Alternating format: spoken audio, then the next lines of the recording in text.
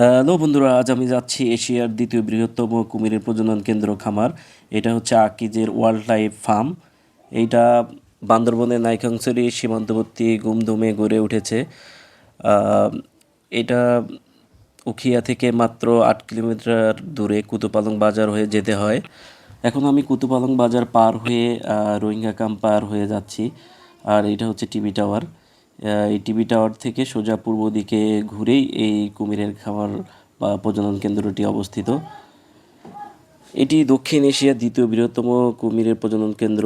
এটি পার্বত্য বান্দরবনের নাইক্ষ্যংছড়ি উপজেলার গুমধুম ইউনিয়নে ২৫ একর পাহাড়ি জমিতে ২০০৮ সালে একটি বেসরকারি প্রতিষ্ঠান মানে আকিজ এই খামারটি গড়ে তোলে। বাণিজ্যিকভাবে সেখানে কুমিরের চাষ শুরু করা হয় ২০১০ সালে।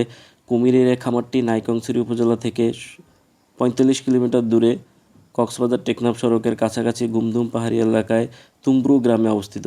পূর্ব পাশে পাহাড়ি ও সামান্য ঢালু জায়গার উপর প্রাকৃতিক এবং কৃত্রিমভাবে পরিবেশসম্মত উপায়ে এই কুমিরের খামারটি তৈরি করা হয়েছে। তুমব্রু গ্রামটি মিয়ানমারের সীমান্তের একেবারে কাছাকাছি হওয়ায় আমরা যেদিক দিয়ে যাচ্ছিলাম আপনারা দেখতে পাচ্ছেন খুবই সুন্দর একটি পরিবেশ। রাস্তাটি অসাধারণ সুন্দর এবং দূরে পাহাড় দেখা যাচ্ছে। প্রাকৃতিক পরিবেশটি অসাধারণ লাগছে, খুবই চমৎকার একটি পরিবেশ এবং সুন্দর একটি রাস্তা পাড়ি দিয়ে আমরা এগিয়ে যাচ্ছি কুমিরের প্রজনন কেন্দ্রটির দিকে। এবং যেতে যেতে দুপাশে এরকম সুন্দর আমের বাগান এবং পাহাড়ি গাছপালায় ভরা, আপনার দেখলে মন ভরে যাবে। আমরা আর একটু পরেই পৌঁছে যাব সেই বিখ্যাত আকিজ ওয়াইল্ড লাইফ ফার্মের কুমিরের যে খামার সেটাতে। আকিজ গ্রুপের অর্থায়নে তৈরি এই কুমির প্রজনন কেন্দ্র থেকে বাচ্চা এবং কুমির বিক্রয় করে কোটি কোটি টাকা প্রত্যেক বছর ইনকাম করছে আকিজ গ্রুপ। তেমনিভাবে পর্যটক ও স্থানীয়দের জন্য হয়ে উঠেছে বিনোদন কেন্দ্র। ছুটির দিনে জেলার বিভিন্ন উপজেলা থেকে লোকজন এই প্রাকৃতিক পরিবেশ উপভোগ করার জন্য আসে। আপনারা দেখতে পাচ্ছেন কি সুন্দর একটি জায়গায় এটি অবস্থিত। আমরা এগিয়ে যাচ্ছি কুমিরের প্রজনন কেন্দ্রের দিকে। সরেজমিনে গিয়ে আমি দেখতে চাচ্ছি এই জায়গাটি কেমন, এবং সামনে এগোতেই সুন্দর এরকম পাহাড়ি ঢালু, দুই দিকে সবুজ গাছপালা। এখানে গাছপালা আরও ছিল, আমি এর আগেও একবার এসেছিলাম, কিন্তু এবার গাছপালা কেটেছে। আসলে এভাবে আমাদের পরিবেশ এবং বন উজাড় করা হচ্ছে, যেটা একেবারেই কাম্য নয়। আমাদের উচিত এই প্রাকৃতিক পরিবেশ এবং ভারসাম্য বজায় রাখা, যাতে আমরা এই সুন্দর সুন্দর প্লেসগুলো দেখতে পারি।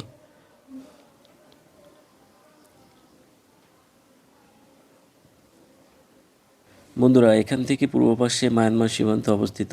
মায়ানমারের রাখাইন প্রদেশ, যেখানে রোহিঙ্গারা থাকতো, সেখানে সেখান থেকে খুব কাছেই এই জায়গাটি, যেহেতু সীমান্তবর্তী এলাকা। সো একটু নিরাপত্তার ঝুঁকি রয়েছে। আমরা দেখতে দেখতে চলে আসলাম এই আকিজ ওয়াইল্ড লাইফ যে ফার্মের বা কুমির যে খামারটি, এইটার সামনে আপনারা দেখতে পাচ্ছেন। আমরা এসে এখানে পৌঁছালাম।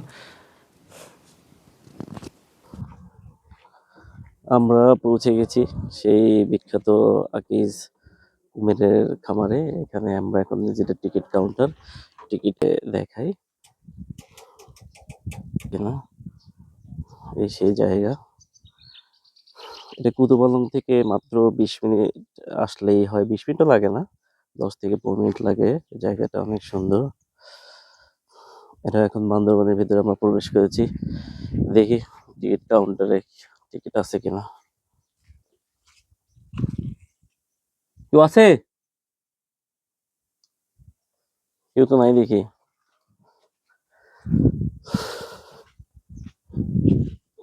এটা তালা মারা দেখা যাচ্ছে।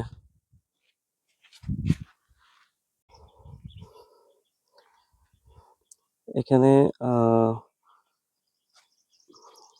বাংলাদেশি দর্শনার্থী টিকিট মূল্য জনপ্রতি ৫০ টাকা। আকিজ, আচ্ছা, তারপর হচ্ছে foreign foreign visitor ticket price হচ্ছে পার পার্সন ৫০০ টাকা। ৫ বছরের শিশুর মানে ৫ বছর হইলেই তার হচ্ছে বাধ্যতামূলক টিকিট নিতে হবে, সেটা এখানে দেয়া আছে এদের রেস্ট্রিকশন গুলা।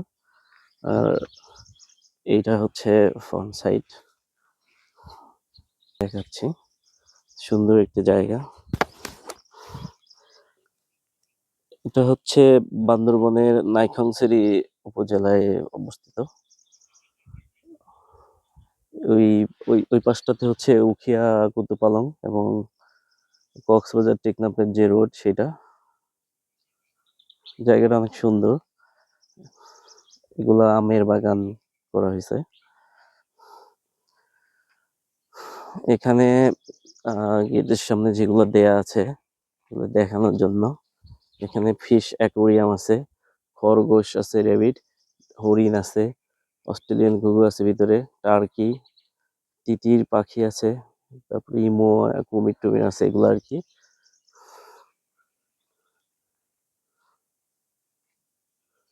আচ্ছা আচ্ছা, এপ্রিল থেকে 10 আগস্ট পর্যন্ত তারিখ কোন সাময়িক বন্ধ থাকবে। ডেম দেওয়ার সময় এখন তো বন্ধ আছে, বুঝতে পারছি। যেহেতু So, এখন বন্ধ আছে সেহেতু ব্যাড লাক, আমরা আর আপনাদেরকে এর ভিতরের পরিবেশটা দেখাইতে পারলাম না।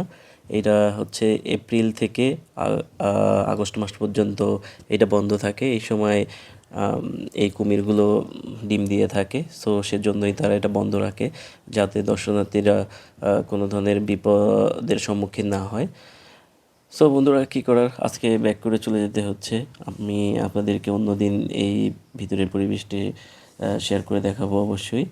আর এখন যেতে যেতে আশেপাশের সুন্দর প্রাকৃতিক পরিবেশগুলো দেখতেছিলাম। এবং এখানে আরেকটি প্ল্যান করি আমি, যে সামনে একটি রেডিয়েন্ট গার্ডেন আছে, যেটা আপনাদেরকে দেখানো যায় কিনা সেটা দেখানোর প্ল্যান আছে। তো সেই উদ্দেশ্যে আমি সামনে এগিয়ে যাচ্ছি। সো বন্ধুরা, আপনাদের যদি ভিডিওটি ভালো লেগে থাকে অবশ্যই আমার চ্যানেলটি সাবস্ক্রাইব করে দিবেন এবং কমেন্ট অপশানে জানাবেন যে আপনাদের ভিডিওটি কেমন লেগেছে, যাতে আমি আরও নতুন নতুন জায়গা এবং নতুন নতুন ভিডিও দিয়ে আপনাদেরকে দেখাতে পারি। পার্ট 2তে রেডিয়ান ফার্ম দেখাবো আপনাদেরকে। আশা করি আপনাদের অনেক ভালো লাগবে সেই ভিডিও।